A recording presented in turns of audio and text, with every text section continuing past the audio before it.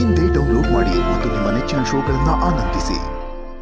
ನೆಟ್ಗೊಂದು ಊಟ ಇಲ್ಲ, ಉಪಚಾರ ಇಲ್ಲ, ಹೊರೋಪಚಾರ ಇಲ್ವೇ ಇಲ್ಲ.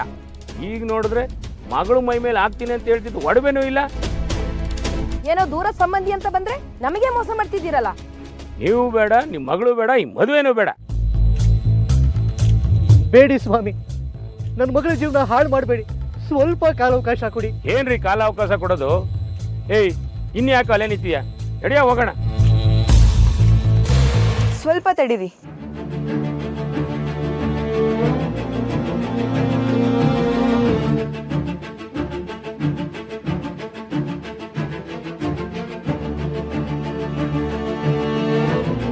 ನಿಮ್ಗೇನು ಒಡವೆಗಳು ತಾನೇ ಬೇಕಿರೋದು?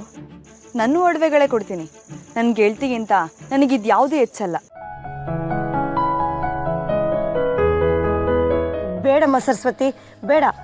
ಗೌರಕ್ಕ, ನನ್ನ ಗೆಳತಿ ಮದುವೆಗೆ ನನ್ನ ಉಡುಗೊರೆ ಅಂತ ತಿಳ್ಕೊಳ್ಳಿ, ದಯವಿಟ್ಟು ಬೇಡ ಅಂತನ್ಬೇಡಿ.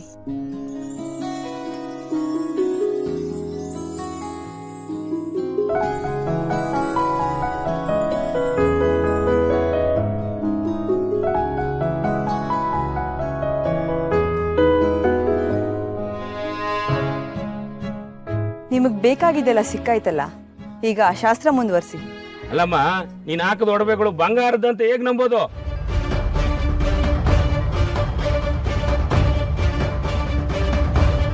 ನಂಬಿಕೆ ಇಲ್ವಾ? ಹೆತ್ತು ಹೊತ್ತು 15 ವರ್ಷ ಸಾಕಿದ ಮಗಳನ್ನೇ ನಿಮ್ ನಂಬಿಕೆ ಕೊಡ್ತಾ ಇದ್ದಾರೆ.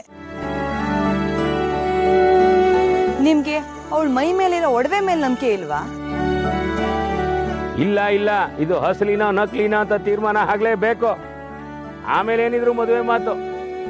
ನಿಮ್ಗೆ ನಿಮ್ ಮನೆ ಗೃಹಲಕ್ಷ್ಮಿಯಾಗಿ ವಂಶ ಬೆಳಗೋ ಹೆಣ್ಣಿಗಿಂತ ಈ ಮಣ್ಣಿಗೆ ಸಮಾನವಾದ ಚಿನ್ನನೇ ಮುಖ್ಯ ಆಯ್ತಾ? ಹೌದು, ನಮಗ್ ಚಿನ್ನನೇ ಮುಖ್ಯ. ಇಂಥ ಹೆಣ್ಮಕ್ಳು ಕಾಸ್ಕೊಂಡು ಕೊಸರ್ಗೊಂಡು ಸಿಗ್ತವೆ. ಆದ್ರೆ ಚಿನ್ನ ಅಷ್ಟು ಸುಲಭವಾಗಿ ಸಿಗಲ್ಲ. ಹಣ ಇದ್ರನೆ ಜೀವನ, ಮರ್ಯಾದೆ ಮತ್ತೊಂದು. ಛೀ, ಮನುಷ್ಯ ನೀವು. ಹೆಣ್ಣಿಗೆ ಬೆಲೆ ಕೊಡದ ಮನೆ ಸ್ಮಶಾನಕ್ಕೆ ಸಮಾನ. ನಿಮ್ಮಂತ ಧನಪಿಶಾಚಿಗಳ ಮನೆಗೆ ನನ್ನ ಗೆಳತಿ ಸೊಸೆಯಾಗಿ ಬರೋದ್ಕಿಂತ ಕನ್ಯಾಗುಳಿಯದೆ ಮೇಲು.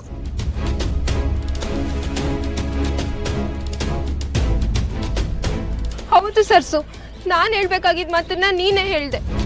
ನಮ್ಮ ತಂದೆ ತಾಯಿ ಮರ್ಯಾದೆನ ಇಷ್ಟು ಜನಗಳ ಮುಂದೆ ಹರಾಜಾಗ್ತವ್ರ ಮನೆಗೆ ನಾನು ಹೋಗಿ ದೀಪ ಹಚ್ಬೇಕಾ? ಬೇಡ ಮಗಳೇ, ನೀನ್ ಹಾಗೆಲ್ಲ ಮಾತಾಡ್ಬೇಡ. ನಮಗೆ ಅವಮಾನ ಆದ್ರೂ ನಾವು ಸಹಿಸ್ಕೋತೀವಿ. ಹೆಣ್ಣು ಹೆತ್ತ ಮೇಲೆ ನಮ್ಮಂತ ಬಡವರಿಗೆ ಇದೆಲ್ಲ ಸಹಜ. ಸದ್ಯ ಈ ಮಹಾತಾಯಿಯಿಂದ ಒಡವೆ ಸಮಸ್ಯೆ ಬಗೆಹರಿತಲ್ಲ, ಪರೀಕ್ಷೆ ತಾನೆ, ಮಾಡ್ಕೊಳ್ಳಿ ಬಿಡು. ಇವತ್ತು ನಿಮ್ಮನ್ನ ನಮ್ದೆ ಒಡವೆ ಪರೀಕ್ಷೆ ಮಾಡಿಸ್ತಾ ಇದ್ದಾರೆ. ನಾಳೆ ನನ್ನನ್ನು ನಮ್ದೆ ನನ್ನ ಗುಣ ಪರೀಕ್ಷೆ ಮಾಡಿದ್ರೆ ಏನಪ್ಪ ಮಾಡ್ತೀರಾ?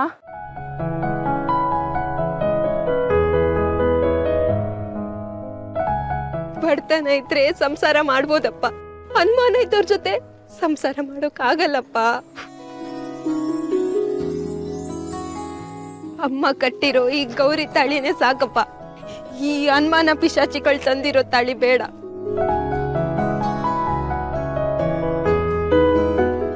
ದಯವಿಟ್ಟು ಈ ಮದ್ವೆ ಬೇಡಪ್ಪ, ದಯವಿಟ್ಟು ಬೇಡ. ಮದ್ವೆ ನಿಂತೋಯ್ತು ಅಂತ ಚಿಂತೆ ಮಾಡಬೇಡಿ. ನಮ್ ತಂದೆಗೆ ಹೇಳಿದ್ರೆ ಇಂಥ 100 ಗಂಡುಗಳನ್ನ ತಂದು ನಮ್ ಧನಲಕ್ಷ್ಮಿ ಮುಂದೆ ನಿಲ್ಲಿಸ್ತಾರೆ.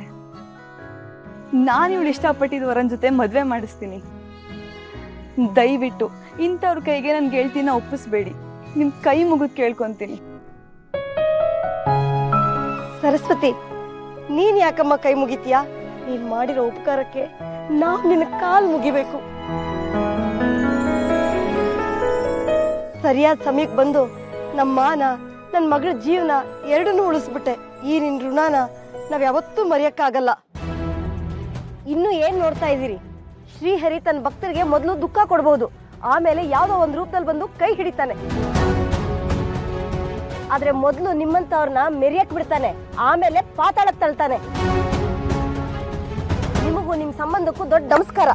ಹೊರಟು ಹೋಗಿ ಇಲ್ಲಿಂದ. ಏಯ್, ಅರ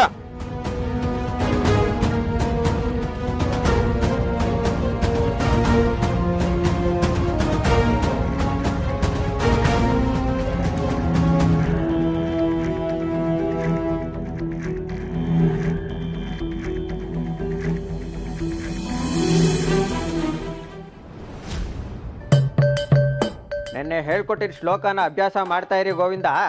ಬರ್ತೀನಿ.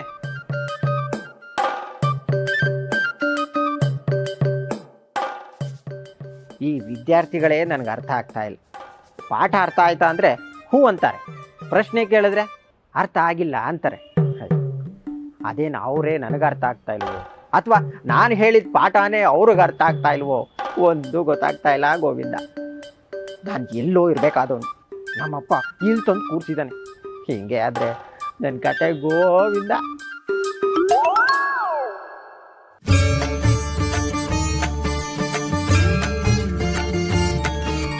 ವಂದೇ ಮಂದೇ ತರಾನಂದ ದಶಸ್ಯಾನಂದನಾನಂದಂ.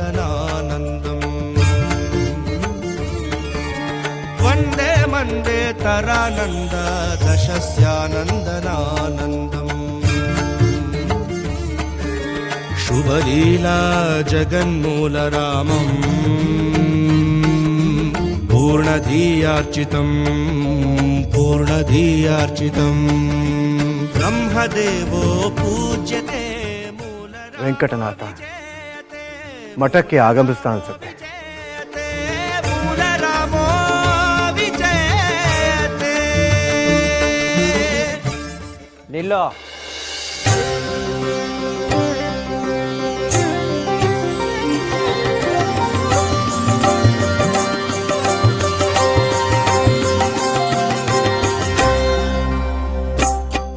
ನೀನು ಭೋಗೇಂದ್ರ ಅಲ್ವೇ? ಓಹೋ, ಪರವಾಗಿಲ್ವೇ, ಮರ್ತು ಬಿಟ್ಟಿರ್ತೀಯ ಅನ್ಕೊಂಡೆ. ಇನ್ನೂ ನೆನ್ಪಿಟ್ಕೊಂಡಿದ್ಯಲ್ಲ ಗೋವಿಂದ. ಏನೇ ಆದರೂ ನಮ್ಮ ಬಾಲ್ಯದ ಗೆಳೆಯರಲ್ವೇ? ಆ ದಿನಗಳನ್ನ ಹೇಗೆ ಮರೆಯೋಕ್ಕಾಗುತ್ತೆ? ನಿಮ್ಮ ವ್ಯಾಮೋಹ ಇರಬೇಕಾದದ್ದು ವಿಜಯನಗರದ ಕಡೆ ಅಲ್ವೇ ಗೋವಿಂದ? ಊರಿಂದ ಊರಿಗೆ ಬಂದು ಭುವನಗಿರಿಲಿ ಎಷ್ಟು ದೊಡ್ಡ ಹೆಸರು ಮಾಡಿದ್ರು ನಿಮ್ಮ ತಾತ ನಿಮ್ಮ ತಂದೆ. ಆದರೆ ನಿನ್ನ ದುರಾದೃಷ್ಟ ಇವತ್ತ್ಯಾರೂ ಉಳ್ದಿಲ್ಲ, ಎಲ್ರು ಗೋವಿಂದ. ಎಲ್ಲ ವಿಧಿಲಿಖಿತ ಅಲ್ವೇ ಭೋಗೇಂದ್ರ? ಅಲ್ಲ, ವಿಧಿಲಿಖಿತ ಅಲ್ಲ. ಆ ವಿಧಾತ ಬರೆದಿರೋ ಹಣೆ ಬರಹನ ಬದಲಾಯಿಸೋ ಶಕ್ತಿ ಇರೋ ನಾನು.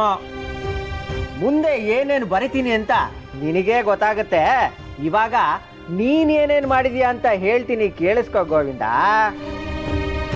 ನೀರಲ್ಲಿ ಮುಳುಗ್ತಾ ಇದ್ದಿದ್ದ ಹುಡುಗನ್ನ ಕಾಪಾಡ್ದೆ. ಏ ಹುಡುಗರ, ಅವನನ್ನು ಕಾಪಾಡ್ರೋ.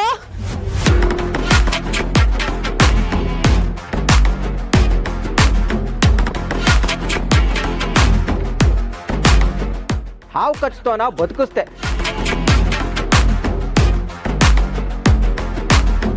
ಕುಷ್ಠರೋಗನೇ ವಾಸಿ ಮಾಡಿದೆ.